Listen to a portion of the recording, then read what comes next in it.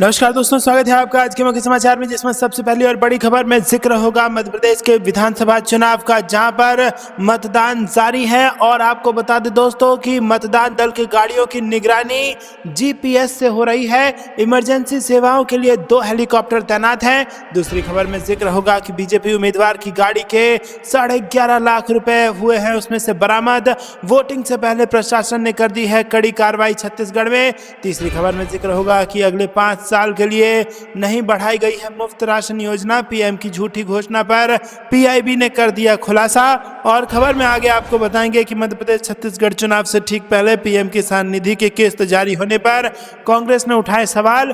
और इसी के साथ खबर में आगे जिक्र होगा कि बीजेपी के नेता नफरत फैलाने का काम करते हैं, राहुल गांधी ने साधा निशाना। दोस्तों, इसी प्रकार की तमाम बड़ी खबरें आपके लिए लेके आए हैं, लेकिन उससे पहले अगर आपको भी ऐसा लगता है कि बनने जा रही है इंडिया की सरकार, तो वीडियो को कीजिए लाइक और चैनल को सब्सक्राइब करके बेल आइकन दबाइए और कमेंट में लिखिए जय हिंद। रुक करते हैं सबसे पहली और बड़ी खबर की तरफ, जो कि मध्य प्रदेश से आ रही है, जहां पर आपको बता दें कि सुबह से ही ताबड़तोड़ मतदान जारी है। और इसी बीच मतदान दल की जो गाड़ियां हैं उनकी निगरानी जीपीएस से होने वाली है और इमरजेंसी सेवाओं के लिए 2 हेलीकॉप्टर तैनात कर लिए गए हैं। जी दोस्तों, आखिरकार वो दिन आ ही गया जब मध्य प्रदेश की जनता अपनी सरकार, या फिर यूं कहिए अपनी किस्मत का फैसला लेने के लिए घरों से निकल चुकी है और ईवीएम मशीन में अपने वोटों को कैद करके जब उसका नतीजा आएगा तो बड़ा परिवर्तन मध्य प्रदेश की राजनीति में हो सकता है। इसके लिए जनता बाहर निकल चुकी है। मध्य प्रदेश विधानसभा की सभी 230 विधानसभाओं के लिए एक ही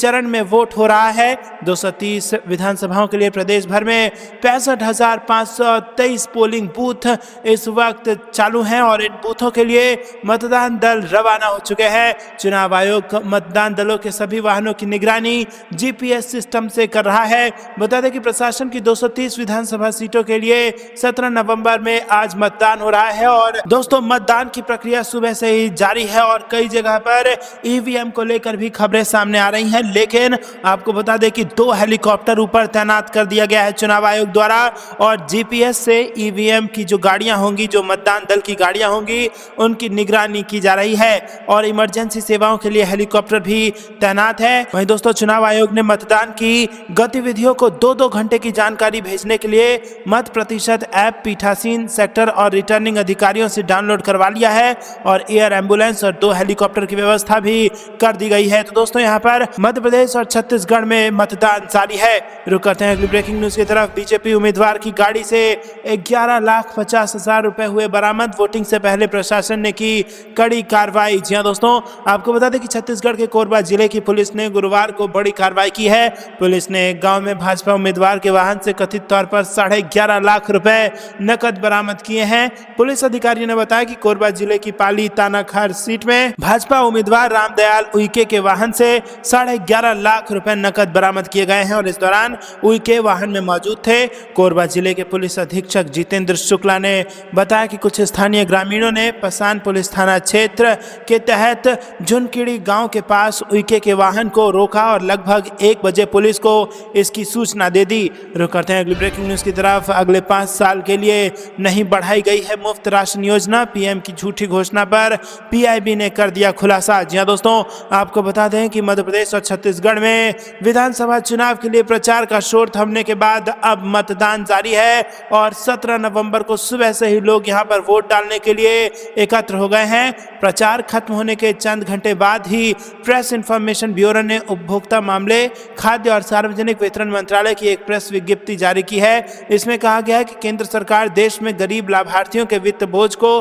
कम करने और राष्ट्रीय खाद्य सुरक्षा अधिनियम की राष्ट्रव्यापी एकरूपता एवं प्रभावी कार्यान्वयन सुनिश्चित करने के उद्देश्य से 1 जनवरी 2023 से प्रारंभ होने वाली 1 वर्ष की अवधि के लिए प्रधानमंत्री गरीब कल्याण अन्न योजना के माध्यम से अंत्योदय अन्न योजना के परिवारों और प्राथमिकता वाले परिवारों से आने वाले लाभार्थियों को मुफ्त खाद्यान्न उपलब्ध करा रही है। दोस्तों, पर यहाँ पर सवाल उठ गया है इस योजना पर सवाल ये उठता है कि आखिर पीआईबी ऐसी किसी योजना के बारे में लोगों को क्यों याद दिला रही है जो बीते 11 महीने से जारी है, और वो भी तब जब सिर्फ 1 महीने में ये योजना खत्म होने वाली है। क्या इसका मकसद सिर्फ लोगों को इस योजना की याद दिलाना भर था? ऐसे में किसी भी सांसद के मन में सवाल उठेगा कि आखिर इस प्रेस रिलीज में उस बात की बिल्कुल भी जिक्र क्यों नहीं हुई जिसकी घोषणा प्रधानमंत्री ने की थी। आखिर हो क्या रहा है? पीआईबी के प्रेस नोट में प्रधानमंत्री की घोषणा का जिक्र तक क्यों नहीं किया गया?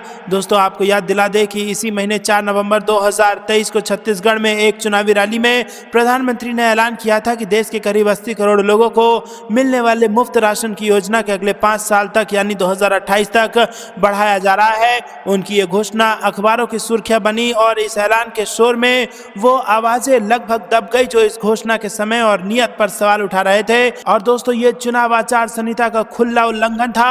आचार संहिता में स्पष्ट है कि किसी भी नेता या प्रोजेक्ट की घोषणा पर वोटरों को रिझाने पर तब तक पाबंदी रहती है जब तक आदर्श आचार संहिता प्रभावी होती है, और ये आचार संहिता चुनाव तारीखों की अधिसूचना जारी होने से लेकर मतदान होने तक प्रभावी रहती है। तो दोस्तों, आचार संहिता के दौरान इस प्रकार का ऐलान किया गया जो सरासर आचार संहिता का उल्लंघन है। क्या चुनाव आयोग इस पे कुछ एक्शन लेगा? कमेंट में अपनी राय जरूर बताइए। वीडियो अभी तक लाइक नहीं किया तो लाइक जरूर कीजिएगा। रुक करते हैं अगली ब्रेकिंग न्यूज की तरफ। मध्य प्रदेश छत्तीसगढ़ चुनाव से ठीक पहले पीएम किसान निधि की किस्त जारी होने पर कांग्रेस ने उठा लिया सवाल। जी हां दोस्तों, कांग्रेस ने बुधवार को छत्तीसगढ़ और मध्य प्रदेश में विधानसभा चुनाव से ठीक 2 दिन पहले पीएम किसान सम्मान निधि की 15वीं किस्त जारी करने पर सवाल उठाते हुए आश्चर्य जताया है कि क्या ये जानबूझकर किया गया है। मध्य प्रदेश में जहां एक चरण में 17 नवंबर को मतदान चल रहा है तो वहीं पड़ोसी राज्य छत्तीसगढ़ में दूसरे चरण का मतदान भी चल रहा है। पहले चरण का मतदान 7 नवंबर को हुआ था और कांग्रेस महासचिव संचार प्रभारी जयराम रमेश ने सोशल मीडिया साइट एक्स पर एक पोस्ट में कहा कि पीएम किसान सम्मान निधि की 6ठी किस्त 1 अगस्त 2020 को जारी की गई, जबकि 9वीं किस्त 9 अगस्त 2021 को जारी की गई। 12वीं किस्त पिछले साल 17 अक्टूबर को जारी की गई। पीएम किसान के तहत 15वीं किस्त 15 नवंबर 2023 को आ रही है। अब छत्तीसगढ़ और मध्य प्रदेश में चुनाव है। राजस्थान में 10 दिन में और तेलंगाना में 15 दिन में मतदान होगा और अब आज 15वीं किस्त जारी की जा रही है। तो दोस्तों, क्या यहाँ पर चुनाव में वोट पाने के लिए ये किया गया? कमेंट में अपनी राय जरूर बताइए। वीडियो को लाइक नहीं किया तो लाइक कीजिएगा। रुक करते हैं अगली ब्रेकिंग न्यूज की तरफ। बीजेपी के नेता नफरत फैलाने का काम करते हैं, राहुल गांधी का बयान। जी हां दोस्तों, कांग्रेस नेता राहुल गांधी ने प्रधानमंत्री मोदी पर निशाना साधा और कहा कि कोरोना काल में जब देश भर में लोग मर रहे थे तब पीएम मोदी थाली बजवा रहे थे और मोबाइल की लाइट जलवा रहे थे। इतना ही नहीं, कांग्रेस नेता ने प्रधानमंत्री पर पूंजीपतियों के लिए काम करने का भी आरोप लगाया। राजस्थान के चुरू में एक जनसभा को संबोधित करते हुए राहुल गांधी ने कहा कि बीजेपी के नेता जहां भी जाते हैं नफरत फैलाने का काम करते हैं। इसका इलाज कांग्रेस पार्टी करती है और वो बीजेपी के नफरत के बाजार में मोहब्बत की दुकान खोल देती है। दोस्तों, रुक करते हैं अगली ब्रेकिंग न्यूज की तरफ। स्मृति ईरानी से फिर टक्कर की आधारशिला रख रहे राहुल गांधी, प्रियंका गांधी के उपहार और अमेठी में 5000 कांग्रेस कार्यकर्ताओं के पास पहुंच गया है गिफ्ट। जहां दोस्तों, उत्तर प्रदेश कांग्रेस के अध्यक्ष अजय राय द्वारा राहुल गांधी के अमेठी से 2024 में लड़ने की घोषणा के बाद दिवाली में गांधी परिवार की तरफ से बांटे गए उपहारों के राजनीतिक अर्थ निकाले जा रहे हैं। राहुल गांधी और प्रियंका गांधी के उपहार पहली बार लोगों के घरों तक पहुंचे हैं, जो एक बार फिर अमेठी में राहुल गांधी और स्मृति ईरानी की चुनावी टक्कर की संभावनाओं को बल दे रही है। सांसद के रूप में स्मृति ईरानी ने भी 1 लाख घरों तक उपहार भेजा है। हालांकि वो हर त्योहार पर अमेठी वासियों को कुछ न कुछ उपहार भेजती रही है। त्योहार पर उपहार देना वैसे तो कोई नई बात नहीं है, लेकिन इससे पहले कांग्रेस की ओर से ऐसा स्थानीय स्तर पर ही किया जाता रहा है। इस बार दिवाली पर 5000 से ज्यादा उपहार के जो पैकेट घरों में भेजे गए हैं उन पर राहुल गांधी, प्रियंका गांधी की फोटो भी लगी है। इसके जरिए अमेठी से परिवार के भावनात्मक संबंधों को उभारने की कोशिश है। स्मृति व राहुल गांधी की ओर से भेजे गए उपहारों में विविधता है। स्मृति के उपहार में मोबाइल फोन, दीवार घड़ी, साड़ी, टिफिन, दीपक बत्ती व मिट्टी के दिए शामिल थे, तो राहुल गांधी की ओर से भेजे गए गिफ्ट पैक में मिठाई और शर्ट व पैंट के कपड़े के साथ साथ चिरई चूरा और दिया आदि त्योहार से जुड़े सामान थे। रुक करते हैं अगली ब्रेकिंग न्यूज की तरफ। हमें जो करना था हमने किया, कमलनाथ का दावा, चुनाव में कांग्रेस की होगी जीत, सिंधिया पर भी साधा निशाना। जी हां दोस्तों, आपको बता दें कि आखिरी दम तक लड़ रहे हैं कमलनाथ और यहाँ पर मतदान जारी है। और इसी बीच कमलनाथ का एक बयान वायरल हो रहा है। आपको बता दें कि पूर्व सीएम और कांग्रेस प्रदेश अध्यक्ष कमलनाथ ने बयान दिया है और कहा है कि मुझे मध्य प्रदेश के मतदाताओं पर पूरा भरोसा है। प्रदेश को देखने के बाद जहां हर वर्ग परेशान है वो सच्चाई का साथ देंगे। हम सभी ने पूरा प्रयास किया है, हमें जो करना था हमने किया, उन्होंने वही किया जो उन्हें करना था। तो दोस्तों यहाँ पर आपको भी क्या लगता है कि वाकई में जनता सच्चाई का साथ देगी और अपना भविष्य बदलेगी? कमेंट में जरूर बताइए। रुक करते हैं अगली ब्रेकिंग न्यूज की तरफ। जनता ने सरकार रिपीट करने का बनाया मूड, मुख्यमंत्री अशोक गहलोत का दावा, गिनाए अपने काम। जी हां दोस्तों, राजस्थान के मुख्यमंत्री अशोक गहलोत ने गुरुवार को कहा कि हमें स्थानीय मुद्दों और विकास पर चुनाव लड़ना है। भाजपा वाले हमारी नीतियों के बारे में बात नहीं करते हैं, वो केवल झूठे आरोप लगा रहे हैं। मुझे लगता है कि वो डरे हुए हैं, जनता सरकार को रिपीट करने के मूड में है। वहीं दोस्तों गहलोत ने कहा कि हमने कहा है कि हमारी योजनाएं जारी रहेंगी, हम और योजनाएं लेके आएंगे। और भाजपा वाले पेपर लीक की बात करते हैं लेकिन हमने उस पर कार्रवाई की है, अन्य राज्यों ने तो कार्रवाई भी नहीं की। रुक करते हैं अगली ब्रेकिंग न्यूज की तरफ। दिल्ली जमीन घोटाला, केजरीवाल सरकार ने सीबीआई को भेजा मामला, मुख्य सचिव पर बेटे को 850 करोड़ रुपए लाभ पहुंचाने का लगा आरोप। जी हां दोस्तों, आपको बता दें कि बेहद बड़ी खबर आ रही है दिल्ली से। दिल्ली सरकार ने द्वारका एक्सप्रेसवे परियोजना में भूमि अधिग्रहण घोटाले का मामला सीबीआई को भेजा है। मुख्य सचिव नरेश कुमार पर भूमि के मूल्यांकन में 22 गुना मूल्य बढ़ाने का आरोप लगा है, जिससे उनके बेटे करण चौहान से जुड़ी कंपनी को लाभ हो। इससे पहले अरविंद केजरीवाल ने बुधवार को बामनोली भूमि अधिग्रहण मामले से जुड़ी जांच रिपोर्ट उपराज्यपाल वीके सक्सेना को भेजी थी। दोस्तों, विजिलेंस मंत्री आतिशी ने मुख्यमंत्री को यह रिपोर्ट सौंपी थी। इसमें बामनोली गांव में 19 एकड़ जमीन के अधिग्रहण में कथित भ्रष्टाचार के लिए नरेश कुमार को पद से हटाने की सिफारिश की गई, जिसके बाद अब दिल्ली सरकार ने रिपोर्ट सीबीआई को भेजी है। दिल्ली मंत्री ने 650 पन्नों की रिपोर्ट केजरीवाल को सौंपी। रिपोर्ट में कहा गया है कि इस मामले में 850 करोड़ रुपए का नाजायज फायदा पहुंचाया गया है। ये जमीन 2015 में द्वारका एक्सप्रेसवे के पास केवल 75 लाख रुपए में खरीदी गई थी। हालांकि इस मामले में मुख्य सचिव कार्यालय ने सभी आरोपों को निराधार बताया है। कार्यालय का कहना है कि कुछ दिनों पहले ही मंडल आयुक्त ने स्पष्ट कर दिया था कि इस मामले में दोषी कौन है, साथ ही जांच की बात भी की थी। आतिशी की रिपोर्ट एक शिकायत की जांच का नतीजा है, जिसमें आरोप लगाया गया था कि मुख्य सचिव के बेटे को एक ऐसे व्यक्ति ने नौकरी पर रखा था जो बामनोली में लाभान्वित भूस्वामियों का रिश्तेदार था। रुक करते हैं अगली ब्रेकिंग न्यूज की तरफ। चाहे मान्यता दो या ना दो, अपना शासन स्थापित करेंगे, केंद्र सरकार को मणिपुर से मिला अल्टीमेटम। जी हां दोस्तों, एक महत्वपूर्ण घटनाक्रम में मणिपुर में कुकी जो जनजातियों के एक अग्रणी संगठन ने दावा किया है कि वो अपने प्रभुत्व वाले क्षेत्रों में एक स्वशासित अलग प्रशासन स्थापित करने के लिए तैयार हैं, चाहे केंद्र इसे मान्यता दे या ना दे। मणिपुर में कुकी जो जनजातियों के संगठन इंडिजिनस ट्राइबल्स लीडर्स फोरम ने बुधवार को उन क्षेत्रों में पृथक स्वशासित प्रशासन स्थापित करने की धमकी दी जहां यह आदिवासी बहुमत में है। संगठन ने कहा कि पूर्वोत्तर राज्य में 6 महीने से अधिक समय से जारी जातीय संघर्ष के बाद भी केंद्र सरकार ने अब तक पृथक प्रशासन की उनकी मांग को स्वीकार नहीं किया है। और ITLF के महासचिव मोअन टेम्बिंग ने कहा कि अगर कुछ हफ्ते में हमारी मांग नहीं मानी गई तो हम अपने स्वशासन की स्थापना कर लेंगे, चाहे केंद्र से मान्यता दे या ना दे। रुक करते हैं ब्रेकिंग न्यूज की तरफ। चुनाव आयोग से भाजपा के खिलाफ शिकायत करेगी आम आदमी पार्टी, राघव चड्ढा का बयान। जी हां दोस्तों, आपको बता दें कि आम आदमी पार्टी के वरिष्ठ नेता राघव चड्ढा ने भारतीय जनता पार्टी पर तीखा हमला बोला। राघव चड्ढा ने कहा कि भाजपा मुख्यमंत्री अरविंद केजरीवाल के खिलाफ लगातार सोशल मीडिया हैंडल्स के जरिए बहुत ही मानहानिकारक, अपमानजनक, निंदात्मक अभियान चला रही है। इस षड्यंत्र के खिलाफ आम आदमी पार्टी चुनाव आयोग से शिकायत दर्ज करने जा रही है। आम आदमी पार्टी के राष्ट्रीय सचिव पंकज गुप्ता ने चुनाव आयोग से आज या कल समय मांगा है और हमें उम्मीद है कि चुनाव आयोग हमें समय देगा और सख्त कार्रवाई करेगा। राघव चड्ढा ने आगे कहा कि भाजपा पिछले कुछ दिनों से लगातार मुख्यमंत्री अरविंद केजरीवाल के खिलाफ अभियान चला रही है, उनके चरित्र पर सवाल खड़ा कर रही है, सोशल मीडिया के जरिए उनकी छवि को खराब करने के लिए, तार तार करने के लिए अभियान चला रही है। भाजपा जो ये प्रयास कर रही है उसके खिलाफ आम आदमी पार्टी चुनाव आयोग से शिकायत दर्ज कराने जा रही है। और दोस्तों, राघव चड्ढा ने कहा कि कोई भी व्यक्ति इस तरह का अभियान नहीं चला सकता। सकता, खासतौर पर चुनाव के दौरान तो कतई नहीं चला सकता। इससे निष्पक्ष चुनाव के सिद्धांत कमजोर होता है। 5 नवंबर 2023 को दिल्ली भाजपा ने अपने सोशल मीडिया हैंडल के जरिए एक भ्रामक पोस्ट किया और वीडियो के जरिए अरविंद केजरीवाल की छवि को चोट पहुंचाने की कोशिश की गई। इससे भाजपा के तमाम नेताओं ने शेयर किया है। दोस्तों, रुक करते हैं अगली ब्रेकिंग न्यूज की तरफ। कांग्रेस ने प्रधानमंत्री गरीब कल्याण अन्न योजना को 1 साल के लिए बढ़ाए जाने पर उठाए सवाल। क्या दोस्तों, केंद्र द्वारा यह कहने के एक दिन बाद कि उसने प्रधानमंत्री गरीब कल्याण अन्न योजना को 1 साल के लिए बढ़ा दिया है, कांग्रेस ने गुरुवार को सरकार की आलोचना करते हुए कहा कि प्रधानमंत्री मोदी ने 4 नवंबर को इसे 5 साल के लिए बढ़ाने की घोषणा की थी। रुक करते हैं अगली ब्रेकिंग न्यूज की तरफ। चुनाव से पहले कांग्रेस पार्टी का बड़ा एक्शन, कई दिग्गज समेत 50 नेताओं पर बड़ी कार्रवाई। जी हां दोस्तों, राजस्थान में चुनाव के 9 दिन शेष हैं। ऐसे में कांग्रेस और भाजपा अपने बागी प्रत्याशियों पर कार्रवाई करने में जुटी हुई है। बीते दिनों में भाजपा अब तक अपने 5 प्रत्याशियों पर कार्रवाई कर चुकी है। वहीं कांग्रेस भी अब कार्रवाई करने में पीछे नहीं है। कांग्रेस ने भी अपने 50 बागियों को पार्टी से 6 साल के लिए निष्कासित कर दिया है।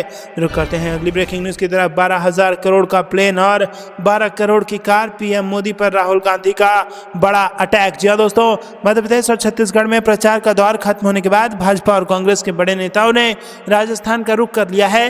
कांग्रेस के पूर्व अध्यक्ष राहुल गांधी ने गुरुवार को राजस्थान में मोर्चा संभाला और प्रधानमंत्री नरेंद्र मोदी पर जमकर प्रहार किया। हनुमानगढ़ के नौहर में एक रैली के दौरान राहुल गांधी ने यह भी कहा कि पीएम मोदी 12,000 करोड़ रुपए के विमान और 12 करोड़ की कार में सफर करते हैं। उन्होंने पूछा कि क्या कभी किसी किसान, मजदूर या दुकानदार के साथ देखा गया है। राहुल गांधी ने कहा कि पीएम मोदी गरीबों के साथ नहीं बल्कि अडानी के साथ दिखते हैं। उन्होंने कहा कि नरेंद्र मोदी 12,000 करोड़ रुपए के एरोप्लेन और 12 करोड़ की कार में सफर करते हैं। पिछले 10 साल में क्या आपने पीएम मोदी को किसी किसान, मजदूर या छोटे दुकानदार के साथ देखा है? आप नहीं देखेंगे। आप उन्हें एरोप्लेन से अमेरिका जाते और अमेरिका के राष्ट्रपति से मिलते देखेंगे।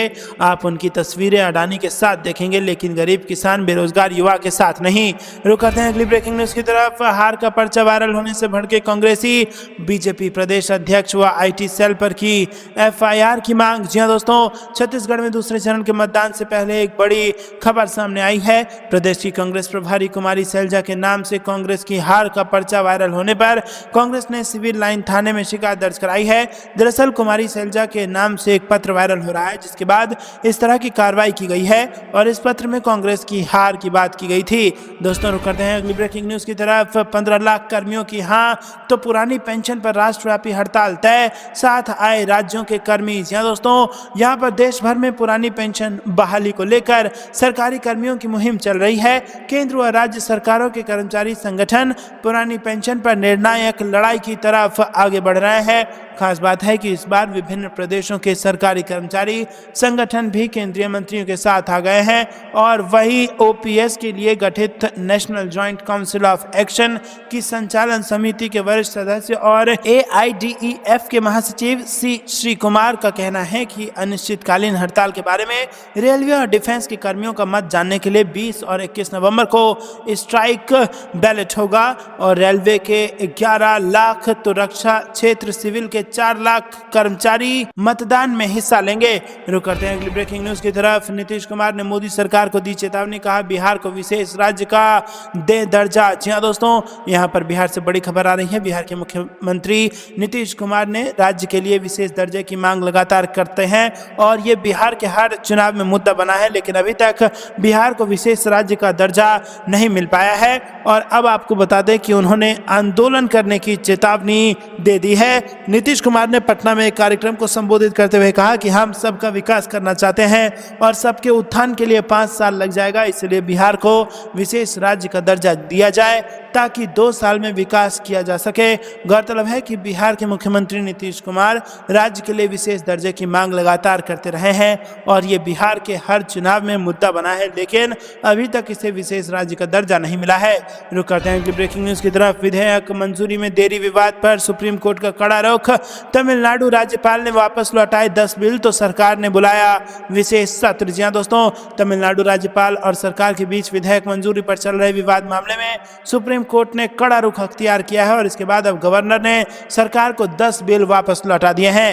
रुक करते हैं ब्रेकिंग न्यूज की तरफ। गांधी परिवार से ऑब्सेस्ड हैं पीएम मोदी, गहलोत ने बीजेपी पर बोला हमला। जी हां दोस्तों, अशोक गहलोत ने गांधी परिवार को निशाना बनाने के लिए बीजेपी पर सवाल उठाया और उन्होंने कहा कि बीजेपी सिर्फ उस परिवार पर झूठे आरोप लगाती है जिसके पास देश में विश्वसनीयता सबसे ज्यादा है।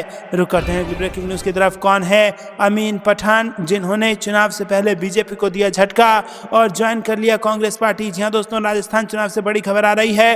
राजस्थान क्रिकेट एसोसिएशन के पूर्व अध्यक्ष अमीन पठान ने बीजेपी का दामन छोड़ कांग्रेस ज्वाइन कर लिया है और वो पिछले 25 सालों से बीजेपी के साथ थे। उन्होंने मुख्यमंत्री अशोक गहलोत, राजस्थान प्रभारी सुखजिंदर सिंह रंधावा और पार्टी के अन्य वरिष्ठ नेताओं की मौजूदगी में कांग्रेस ज्वाइन किया है।